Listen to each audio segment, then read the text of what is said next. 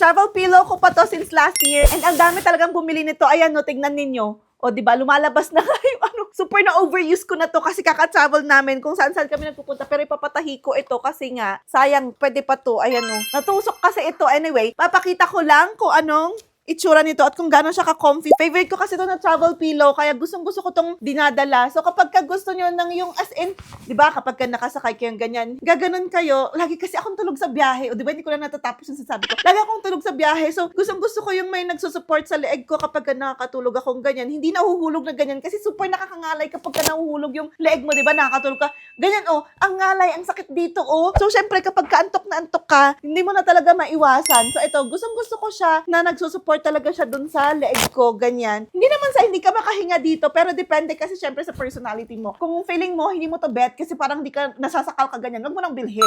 Pero kung mas bet mo yung ganyan, no, yung as in, parang may nagsusupport talaga sa leeg mo, kung saan lang mahulog yung ulo mo, ganyan, no.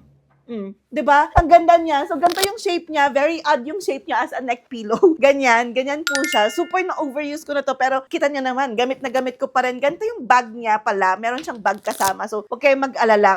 Memory foam yung pillow niya. Ayan, no, lumalabas. Diba? Memory foam yung ginamit na pillow dito. Kaya matibay na matibay siya. Diba? Ayan siya. Para ako may sakit dito. Yung may neck, yung neck brace. Pero super comfy nito, promise. Pag natutulog ka, ganyan lang. Pag nakakalimutan ko nga to pagka bumabiyahe minsan, nakakasad. Kasi ang hirap, para yung sanay ka na kasing merong nagsusupport sa leeg mo. Ang sakit sa leeg yung ganyan, yung natutulog ka ng ganyan. So anyway, wala lang. Pinakita ko lang kasi it's so useful niya. Lalo na ngayon, travel months na. Kasi magsa-summer na, kung saan-saan na naman tayo pumupunta, ganyan. So eto siya, ayan, diba? Ang ganda niya. Very, very, very useful for me. Kaya favorite ko to na travel pillow. Meron pa akong isang travel pillow, pero binigay ko na yun kay Payus. Sa naman yung gumagamit nun, papakita ko sa inyo sa ibang video na para hindi super haba nito. Pero look, diba? Ganyan, no? Very, very relaxing lang talaga niya. Tapos, kung hindi mo nagagamitin, kasyang-kasya siya dito sa lagayan niya para pack na pack. Hindi kailangang super bulky ang binibit-bit ninyo. Ayan, diba? Kasyang-kasya siya. Hindi ka na magbibit-bit ng bulky. Diba yung mga neck pillow kasi ang bulky nila. Ito, ganyan lang siya. Meron ka ng neck pillow na super, super useful talaga na hindi ka papabayaan kahit na makatulog ka, hindi sasakit yung leeg mo.